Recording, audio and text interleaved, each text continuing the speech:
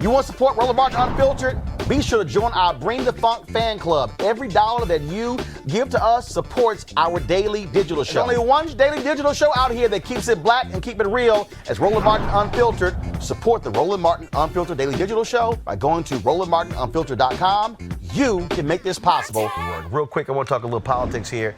New Monmouth poll shows Joe Biden with a 50-41 lead over Donald Trump. What's interesting, Lawrence, that when you look at that Monmouth poll, Joe Biden is only down 2 points to Trump in the category of men, has a 20-point lead among women. As he should. I mean, his policies certainly are better than Donald Trump's, and we know the history of Donald Trump. So it would be very disturbing to see the results that we saw in 2016 with regard to women and Donald Trump.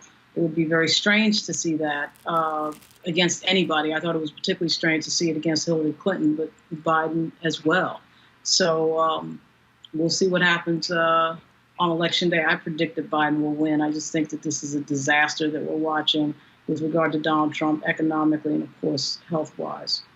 The issue, one of the things is, Joseph, obviously this is May, election is in November, but the reality is this here. Donald Trump had a perfect confluence of events that allowed him to win. Only won by some 78,000 votes when you combine what took place in Wisconsin, Philadelphia, and Michigan. And so he is desperate for that. But here's the deal. He's not running against somebody who's hated by a lot of people in Hillary Clinton. And so it's a different sort of election. Just your thoughts on how this election is shaping up. Look, I think that people who think this election is over and think that they can have a coronation party for Joe Biden are probably putting the cart before the horse. Or to say people who keep saying, oh, Trump is going to win. I keep saying, y'all, ain't nobody a lock.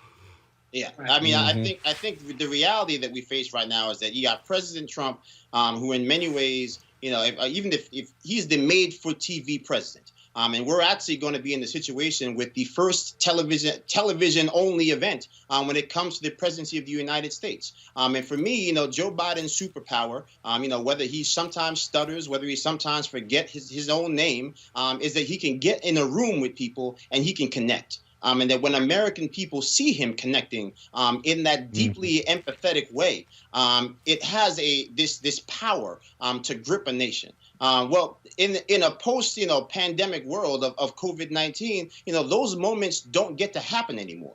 You don't get to have that moment where Bill Clinton walks towards a lady in the audience who's talking about the national debt, but really she's talking about her own personal issues with debt and with poverty.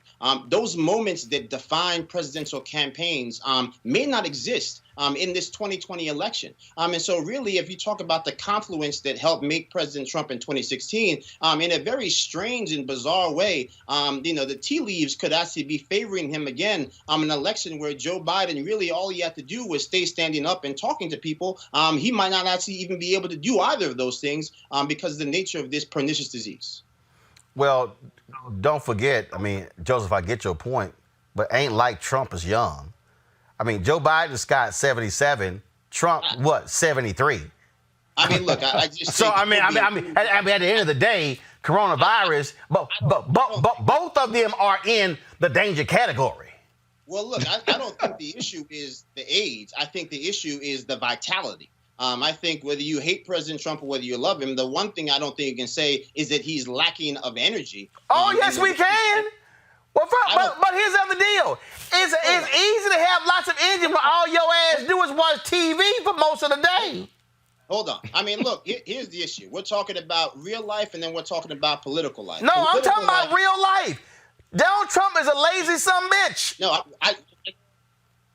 that's not what we're talking about, though. We're talking about how people win elections. And the reality is that you have somebody like Joe Biden, who honestly, I think we're actually watching him in decline. You can't sit there and honestly say that the Joe Biden that announced his candidacy for president has the same vitality of the Joe Biden that we're looking at today. Have you heard? For all of the shortcomings, I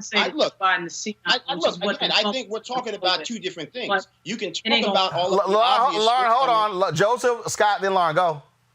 Yeah, I mean, you can talk about all of the obvious shortcomings about President Trump. We knew them before he got elected president. They've been on full display, most assuredly, during this pandemic. But that has nothing to do with the fact that if you talk about the reasons why people voted for him, the cult of personality, that is very much still there. And I think, again, my point is that the things that people decide elections on, how they feel about somebody, did they have those moments along the trail that galvanized them? I think that the things that Joe Biden does best, he will be robbed of that because of the fact that we're in this situation where you can't have the rallies, you can't have the town halls with the audience members, you can't have those interactions with him in the crowd, talking about Bo, talking about the things that make Joe Biden the Joe that everybody loves. Actually, Scott, that does favor Biden because you can run a far more scripted campaign. What the criticism of Biden has been are the unscripted moments.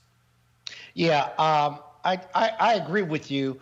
I understand what Joe is saying, but I think you can get to that through TV and the internet.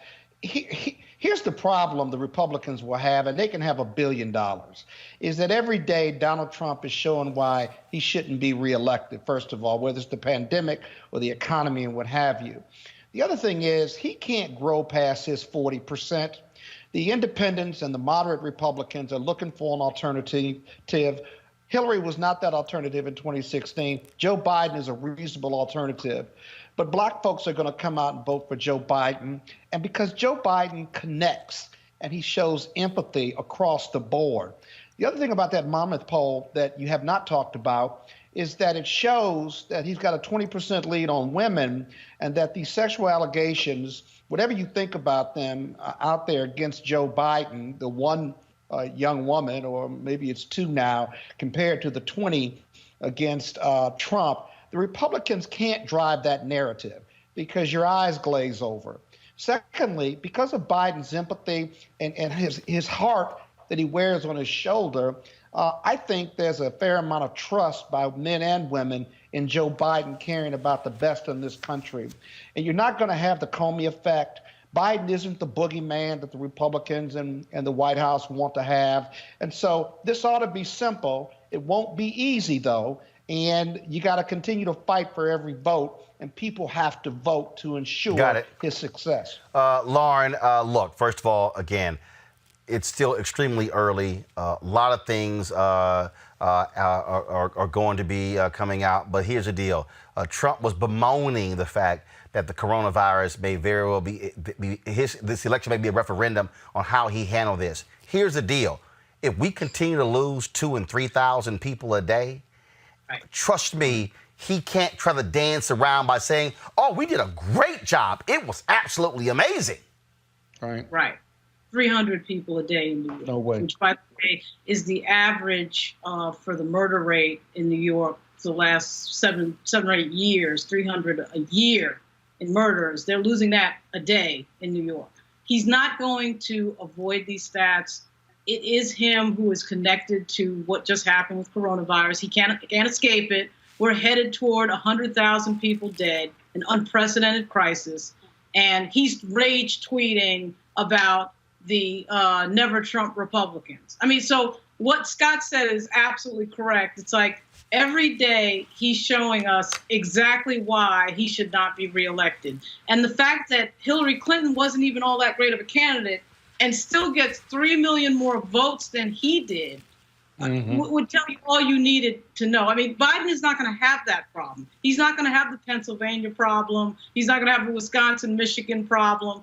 All he has to do, really, my view, is stay upright. And not only do I think the presidency is going to be won by the Democrats, but I think they're going to get the Senate because there's 3 seats that are looking shakier and shakier. And when you got your top of the ticket being an idiot on a daily basis and reminding everybody why they shouldn't be elected, that typically filters down into places like Colorado and Maine. And I just think, and probably North Carolina, and I think they're going to lose the Senate over it because this isn't going to change anytime soon. Democrats pick up 4 seats. They take over control of the United States Senate. We'll certainly see what happens. Every single night, we've got some of the top black experts. You're not going to see them on cable news or broadcast news because you swear black people aren't experts when it comes to this health crisis. That's why we have this show and why we do what we do every day on Roland Martin Unfiltered. Joining us right now is retired General Russell Honore, the nation's first black Surgeon General, Dr. Joycelyn Elders. John Hope Bryant, he is the founder of Operation Hope. Senator Kamala Harris of California, Dr. Sadrina Calder, retired General Lloyd Austin, Congresswoman Karen Bass, Commissioner Omari Harding, Bureau President in Brooklyn, Eric Adams, Dr. Joseph Graves, America's Wealth Coach, Deborah Owens, Dr. Corey Abear, Patal Saul, Howard University student, Pastor Jamal Bryant, Dr. Christy McDowell, Benja Ajilore, senior economist at the Center for American Progress, Gilda Daniels, again, author of the book, The Crisis of Voter Suppression in America. 4 stars, General Kip Ward, Dr. Oliver Brooks is president of the National Medical Association, president of the American Medical Association, Dr. Patrice Harris, Joby Benjamin, Dr. Alexia Gaffney, infectious disease specialist, Dr. Georges Benjamin, executive director of the American Public Health Association, Malcolm Nance, family medicine physician, Dr. Jen Caudle, Dr. Tashaka Cunningham, a molecular biologist, Kat Stafford. She's a national race and ethnicity reporter for the Associated Press. Dr. Wayne A.I. Frederick, who is the president of Howard University, Congresswoman Yvette Clarke from the state of New York, William Spriggs, AFL-CIO economist, Andrea James, executive director of the National Council for Incarcerated and Formerly Incarcerated Women and Girls. All right, let's go to Capitol Hill. Congressman Gregory Meeks, Congresswoman Eddie Bernice Johnson of Texas, Congresswoman Barbara Lee, Minnesota Senator Amy Klobuchar, mental health clinician Jamie Singletary, Prince George's County State's Attorney Aisha Brayboy, as well as Dylan Hayrie, ACLU Justice Division strategist. Dr. Cindy Duke, she is a virologist. Principal Steve Perry of Capitol Prep. Health and wellness specialist Dr. Yolandra Hancock. Desmond Meade, president of the Florida Rights Restoration Coalition. Cliff Albright, who is the co-founder of Black Voters Matter. Michael Harriet with The Root. Mina McWhorter, founder of Love by the Hand. Dr. Julianne Malvo, economist president, Emerita Bennett College. Coroner Michael Fowler is the mayor of Atlanta. Keisha Lance Bottoms, mental health therapist Suzette Clark. Justin Gibney, attorney and political strategist, and Bishop Vincent Matthews Jr. Dr. Suzette McKinney, CEO and executive director of the Illinois Medical District. Dr. Leon Madugal, president-elect of the National Medical Association. Jana Bailey, mayor of Moss Point, Mississippi, Mario King. We're going to keep driving this thing to make sure our people are fully aware, safe, protected from coronavirus. You're getting the top medical experts, the top business experts, top political experts, top religious experts, because that's why we do what we do. Unapologetically and unfiltered. Ain't nobody else in the black media space doing what we do. Watch Roland Martin Unfiltered daily at 6 p.m. Eastern on YouTube, Facebook, or Periscope, or go to RolandMartinUnfiltered.com. Support the Roland Martin Unfiltered Daily Digital Show by going to RolandMartinUnfiltered.com. Our goal is to get 20,000 of our fans contributing $50 each for the whole year. You can make this possible. RolandMartinUnfiltered.com.